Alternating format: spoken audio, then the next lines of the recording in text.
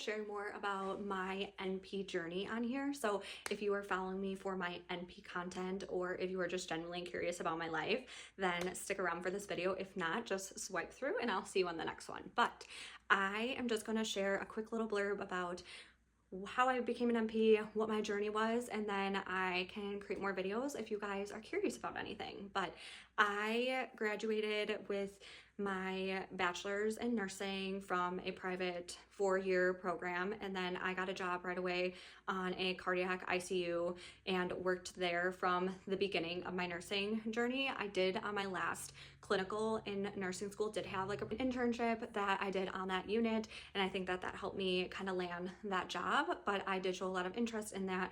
I wanted to work there after, and that I think also did help. But I absolutely loved it there. I worked there for, I think it would be 5-6 years while I was going to my doctorate program. And during that time I also did in-home care, so I worked with like little cardiac babies and kids, and then I also worked with the elderly. While I was in nursing school and high school, I also did private in-home care as well, so I just stuck with that and I really liked it as a side job. So I worked as both a nurse full-time and I worked in-home care part-time, so I was working a lot in school while also doing clinicals, and it taught me so much for my future. But it was just also something I genuinely loved doing. And I graduated with my master's degree, and I did that was in, I think, 2022.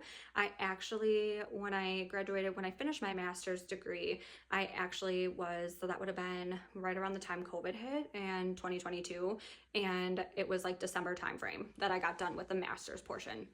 So I could have gotten a job right away after that, but I was pregnant with my first, and I actually left my hospital job that I loved. And this was a very big struggle because I did not want to get the COVID vaccine when I was pregnant and it was brand new. So I was forced to leave. I was one of those healthcare providers that did not get an exemption and had to go through that whole process because I wasn't injecting something that was not researched into my body while I was pregnant. So I left and I took a year break while I was pregnant to finish my doctorate degree, and luckily was still able to complete my clinicals. And then I graduated with my doctorate degree. I got a fellowship in pediatric urgent care, and then I did that fellowship for 6 months, and then that is where I work today.